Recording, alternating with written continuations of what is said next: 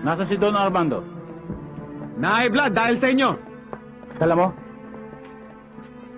Siyempre. Alangan pa naman nagpunta ako dito para mamalengke lang. Kunin nyo. Sandali. Kailangan pakita niyo muna sa akin si Miss Castillo. Sigurista ka rin, eh? Siyempre. Mahirap na.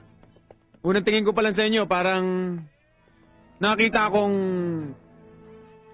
kamag-anak kayo nung isang tauhan doon sa Biblia. Yung nagbigti. Antonio, mukha para tayo mga santo. Tiro mo, nasa Biblia tayo. Anong santo? Si Judas yun, tanga! Ilabas niyo si Miss Castillo.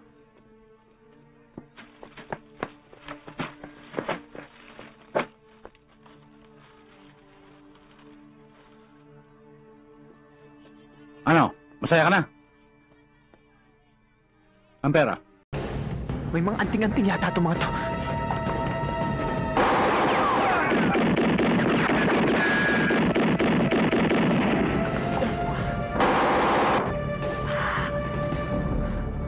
May galit nga sa akin. Bato-bato sa langit! Tama mo magagalit! Teka muna.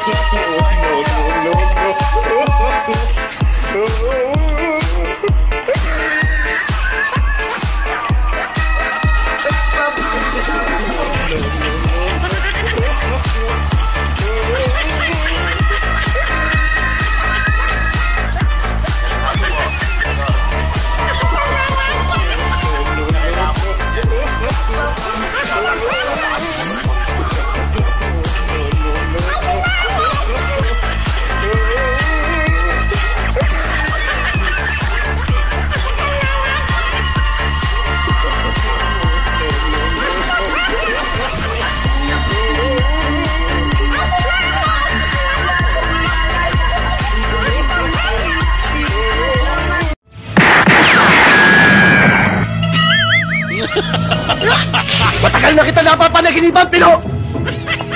At ayoko ng panguhutin pa! Kaya bibiritin na kita! Puro kasatsat, malagalyo! Kung ang iba nahandap sa'yo, ako hindi! Biritin mo na kung bibiritin mo!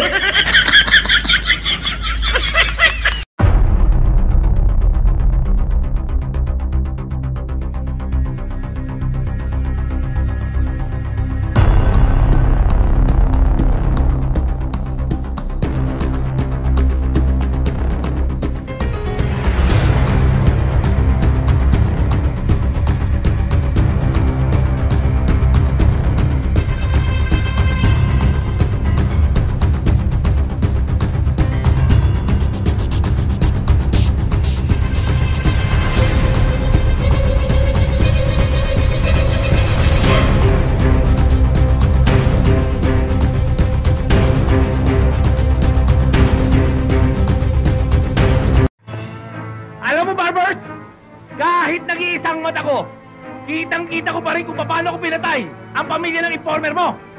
At ikaw na ang susunod, buha ka ng ina mo! Nakikita ko na rin! Na dito na matatapos ang buhay mo! Dahil hindi kita lulubayan hanggat hindi ko napapatay ang mga mata mo! Kakapasin ang itasin ko! Ngayon!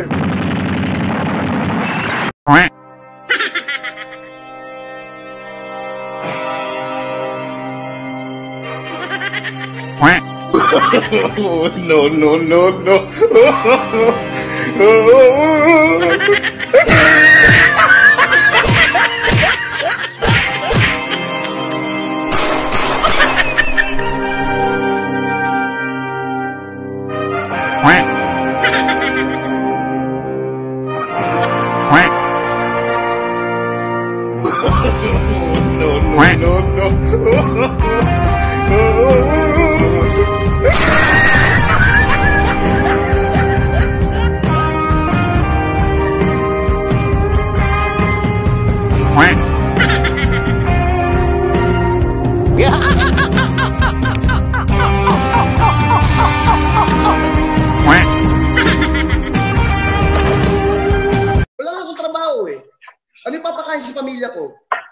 pamilya ko kinante.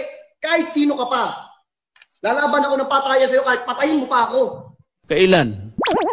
Kailan talaga estimate mo? Bigyan mo ko na. Baka next week.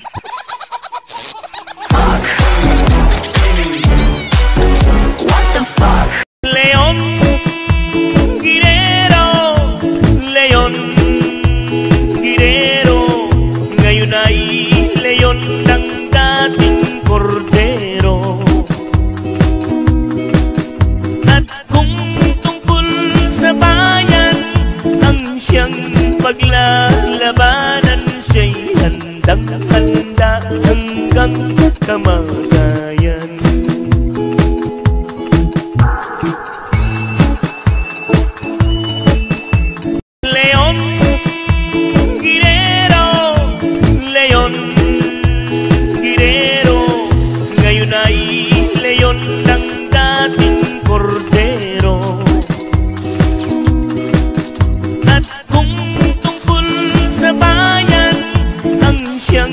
Paglalabanan, siya'y handang-handa hanggang kamatayan.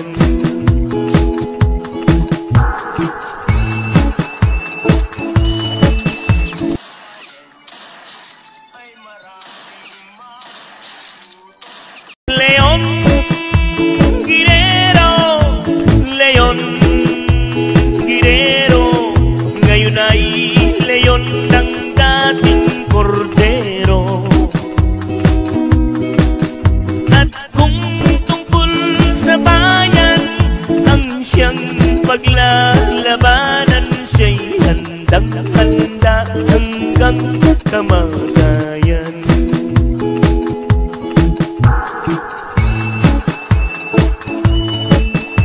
Leon Guerrero, Leon Guerrero, ngayon ay leon ng dating kordero.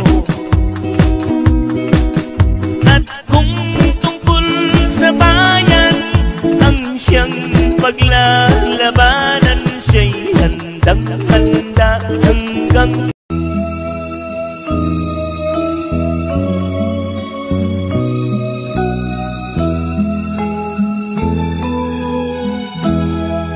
sa aking pag-isa.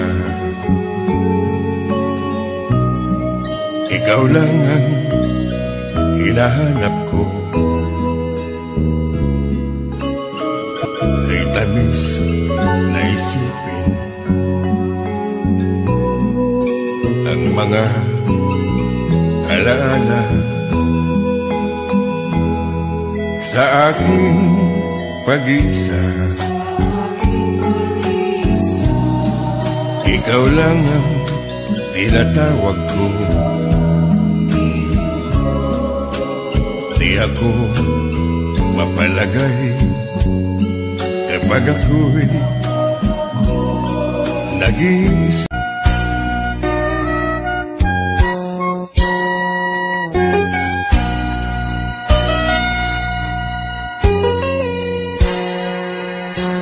Kung natapos ko ang aking pag-aaral, di sana'y meron na akong dangal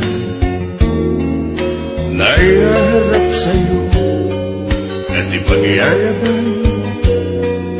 Sa panaginip lang ako may pagdiriwan, yaman na katanyagan sa akin ay wala. Nakisigan ko ay bunga ng isang sumpa. Ang aking ina, ang dami kong naghahanap. Sa panaginip lang ako may magagawa. Doon ay kaya kong kunin lahat ng bituin. Doon ay kaya kong igapos ihip ng hangin. Doon ay kaya kong pagbawal buhos ng ulan. Sa panaginip lang kita mahahagkan tunay, doon lang. Kung di dahil sa barkada ay tapos ko na ang pag-aaral at nagbibigay ng halaga. Para wag mo naman sabihin sa akin masyado akong masamang tao, bibigyan kita ng laban. Parehas! Yan ang ugali ko. Bago ko pumatay ng kaaway. Ganyan! Damutin mo.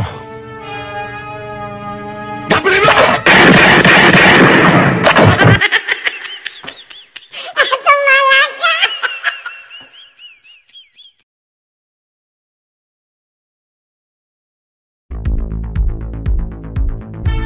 Isa sa pinakasikat na birador ng Nueva Ecija noong dekada 80 dahil sa mala vigilante at brutal nitong pamamaraan sa pagtoda sa mga kriminal, kaya sumikat ang kanyang pangalan at kalaunan ay kinakakatakutan na siya ng mga kriminal sa kanilang lugar.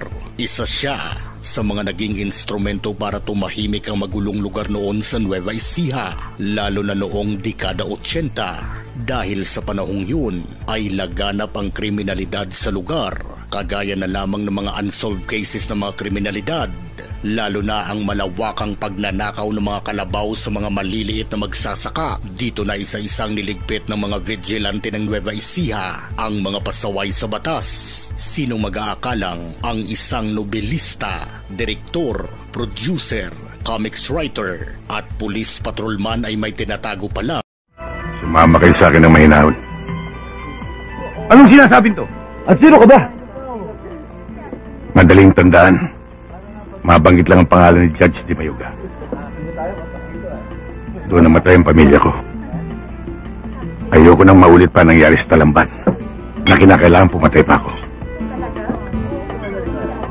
Kaya sumama kayo sa akin na mahusay. Pero may bago kayo kasama dyan ah. Hindi namin kasama. Parakto. Gusto kong dalhin. Siya palang dumali sa pinsan mo sa Talamban. Ikaw pala ha? Hindi mo ba alam Huwag na? kang makialam dito. Sila lang ang pakay ko. Bakit di mo makikialam? Eh, pinsa ko yun!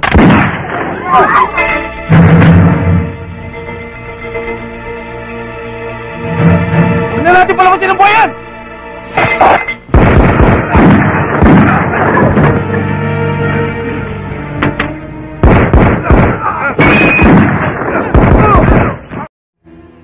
May sadya ka na, ma'am. Meron. Pero dalawa lang ang sadya ko dito. Siya. At yun. Bakit? Anong kailangan mo sa amin? Maaaring hindi nyo na ako namumukan. Dahil may 2 taon nang nakakaraan. Sa bahay ni Judge Di Mayuga. Ako lang ang natirang buhay.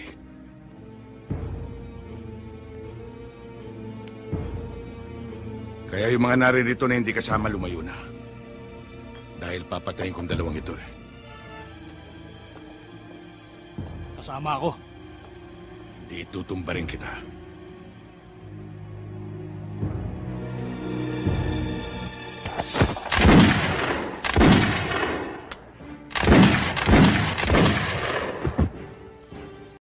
Sarento, alam mo ba na ikaw ang pinakamababang ahas na nandito?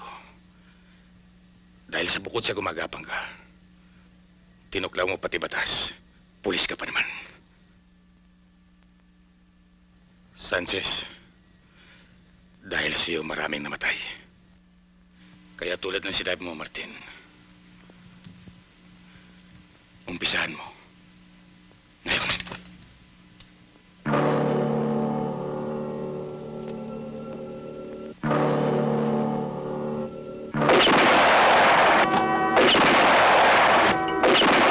Kahit sino, basta't nagpasabing gusto akong makausap, inaharap ko.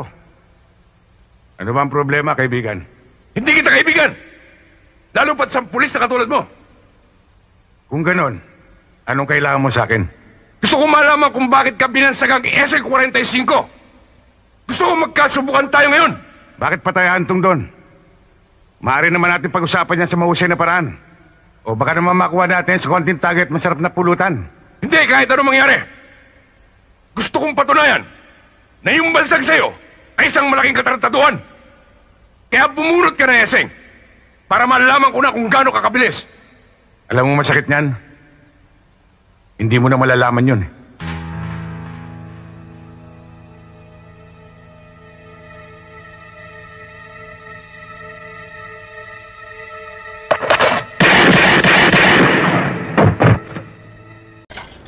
Ikaw, Idol, may syota ka na ba? Naku, may magkakagusto ba dyan?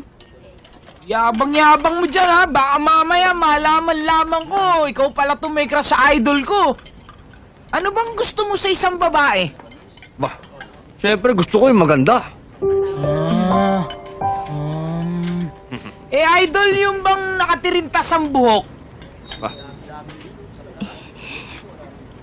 Ayoko naman masyado. Yung kayang chinita? Chinita? Ah, hindi. Ang gusto ko yung bilog ang mata. Idol yung masipag pero marami kung makabasag. Maalas sa negosyo yun. Idol yung sexy. Yan! Yan ang gusto ko yung sexy. Sexy. Saka yung matangkad. Nako. At ang pinakaayaw ko sa lahat, yung babaeng asal bata. Nako. Ikaw,